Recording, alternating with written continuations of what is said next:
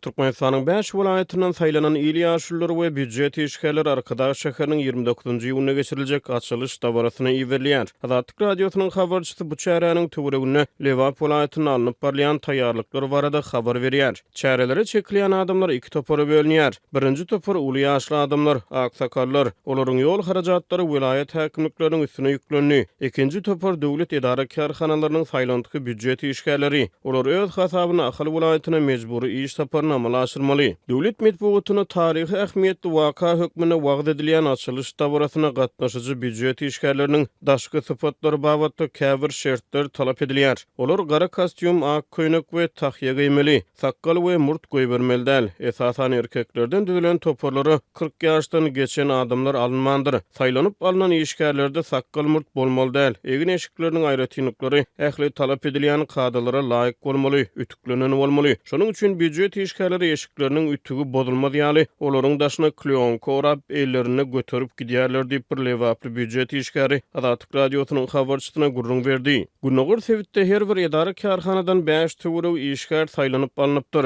Olaryň 27-nji ýylyna Owatly bilen Ahal welaýatyna tarap ýoly düşmegine garaşlýar. Lewaply bir büdjet işgäri mejburi iş saparynyň umumy çykdyjylarynyň 1500-2000 manat töweregine bolmagyna garaşlýanyny aýtdy. Bu aralykda Lewap welaýatynyň bolan 50 töwereg aksakkal Arkadaş şäheriniň açylyş dabarasyna gatnaşmak üçin 26-njy iýun duşanbe güni ýola çykarlar. Açylyş dabarasyna 5 welaýatdan ýaşullar gatnaşarlar. Olaryň ýol harajatlary welaýat häkimlikleriniň üstüne ýüklenýär. Büdjet işgärleri öz hasabyna çäre gitmeli diýip ýagdaýdan habarly çeşme Azatlyk radiosynyň habarçysyna gurrun berdi. Welaýat ýaşaýjylarynyň Aşgabatyň mehmanhanalaryna galmagyna garaşlýar. Çäre gatnaşyjylar ilkinji nowbatda Aşgabada baryp mehmanhana ýerleşmeli. Galan görkezmeler soňundan beriler diýip büdjet işgärleri Lewaply bir ýol başçynyň sözlerini getirýärler. Halk maslahatynyň başlygy Gurbanuly Berdimuhammedowyň şahsiýet kultuny has we dawaralandyrmak tagarlalarynyň çäklerini arkada gatlandyrylan täze şäheriniň açylyş dabarasyna Türkmenistanyň möhüm waka hökmüne garalýar. Energiýa serişlerine baý Türkmenistanyň ilatynyň agramy böleginiň ykdysady kynçylykları we